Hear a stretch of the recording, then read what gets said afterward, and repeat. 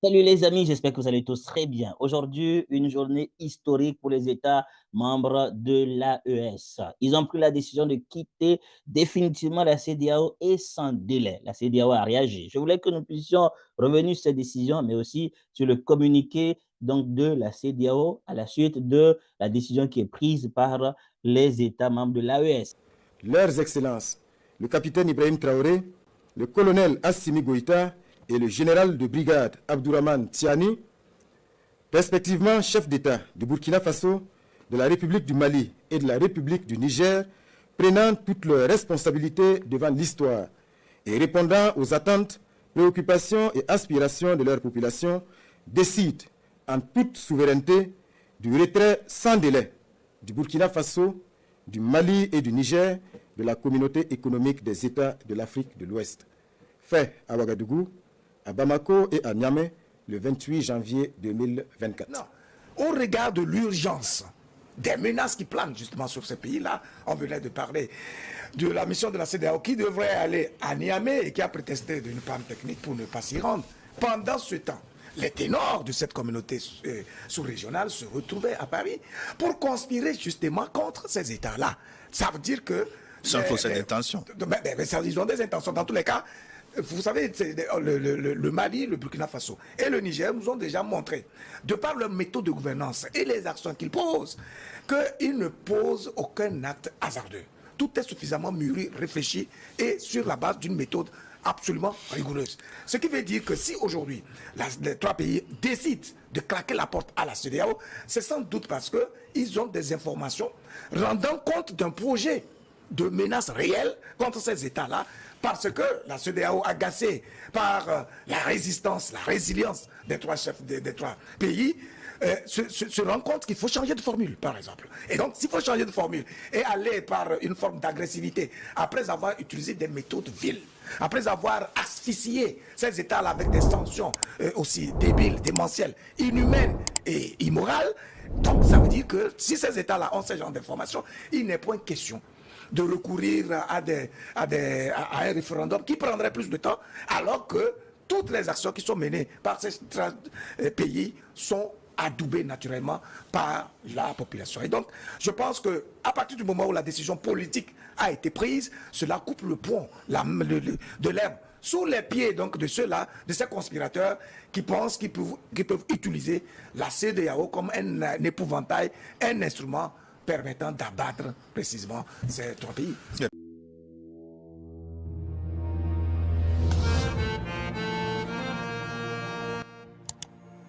Écoutons donc ce que la CEDEAO dit dans son communiqué. La commission de la communauté économique des États de l'Afrique de l'Ouest, CEDEAO, a pris connaissance d'une déclaration diffusée sur les télévisions nationales du Mali, du Niger et du Burkina aussi, annonçant la décision du Burkina Faso, du Mali et du Niger de se retirer de la CEDEAO. La commission de la CEDEAO n'a pas encore reçu de notification formelle directe de ces trois États membres concernant leur intention de se retirer de la communauté. Conformément aux directives de l'autorité des chefs d'État et de gouvernement, la commission de la CEDEAO travaille activement avec ces pays en vue du rétablissement de l'ordre constitutionnel. Le Burkina Faso, le Niger, le Mali demeurent des membres importants de la communauté et l'autorité reste engagée à trouver une solution négociée à l'impasse politique. La commission de la CEDEAO suit de près l'évolution de la situation et fera d'autres déclarations au fur et à mesure que la situation évoluera. Fait à Abuja ce 28 janvier 2024.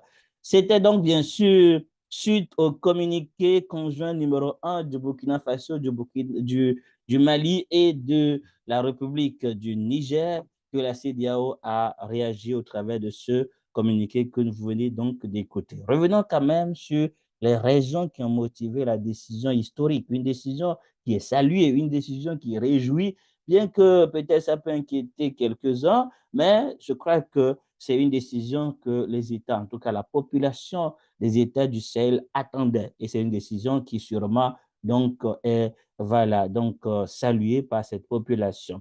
Le communiqué conjoint dit ceci: désireux de réaliser l'intégration entre les États de la sous-région et mu par des idéaux de fraternité, de solidarité, d'entraide, de paix et de développement, leur excellent général Aboubakar Sangoulé Lamazina, le général Moussa Traoré et le lieutenant-colonel Séni Kounché, respectivement chef d'État de la Haute-Volta, actuellement à Burkina Faso, du Mali et du Niger, créèrent avec 12 de leurs pairs le 28 mai de 1975 à Lagos la Communauté économique des États de l'Afrique de l'Ouest, CEDEAO. Après 49 ans d'existence, les vaillants peuples du Burkina Faso, du Mali et du Niger constatent avec beaucoup de regrets, d'amertume et une grande déception que leur organisation s'est éloignée des idéaux de ses pères fondateurs et du panafricanisme.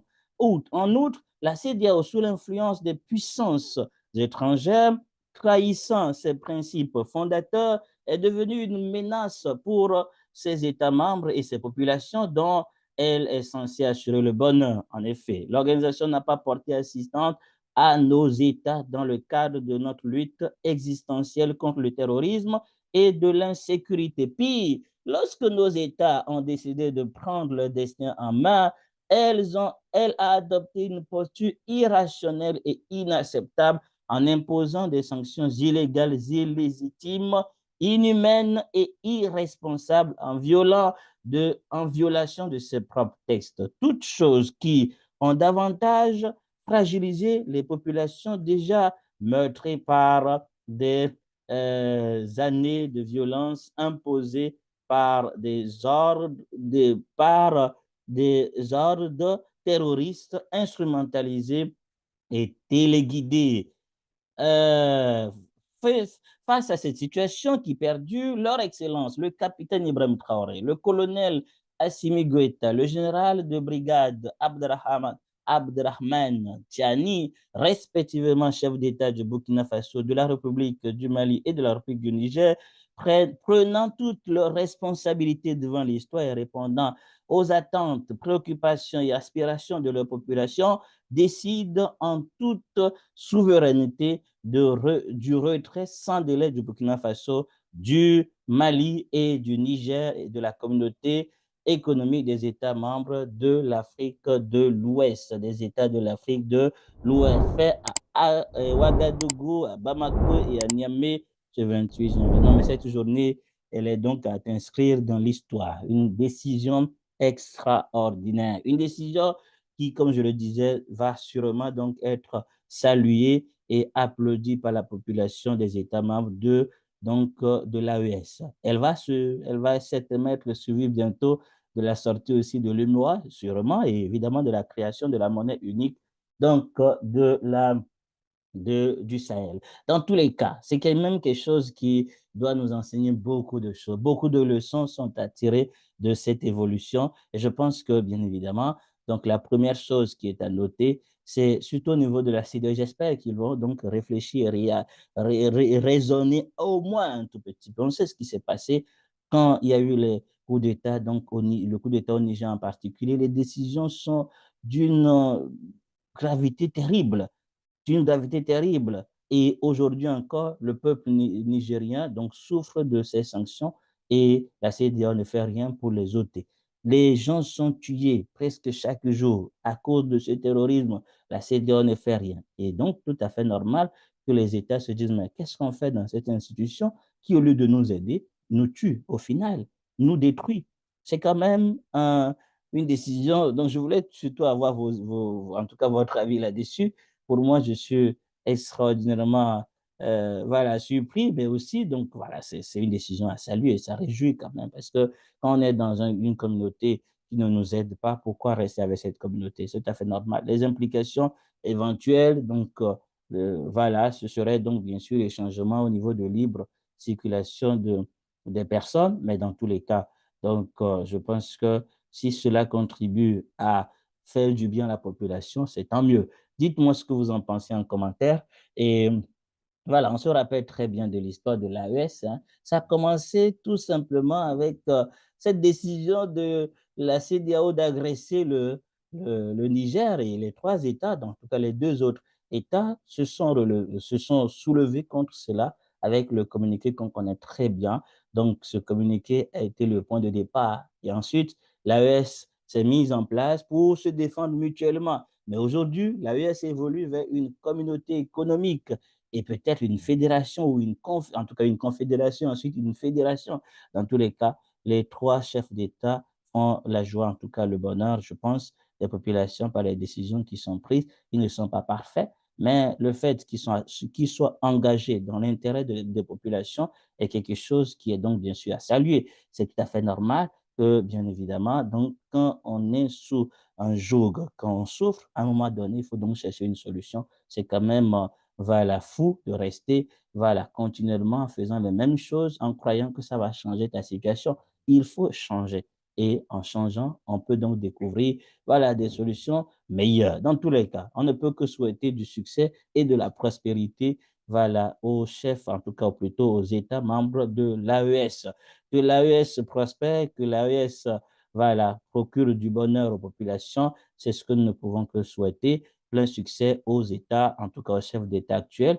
Dites-moi comment est-ce que vous en pensez. On est ensemble. À très bientôt, chers amis, chers amis. Dieu vous garde. À bientôt.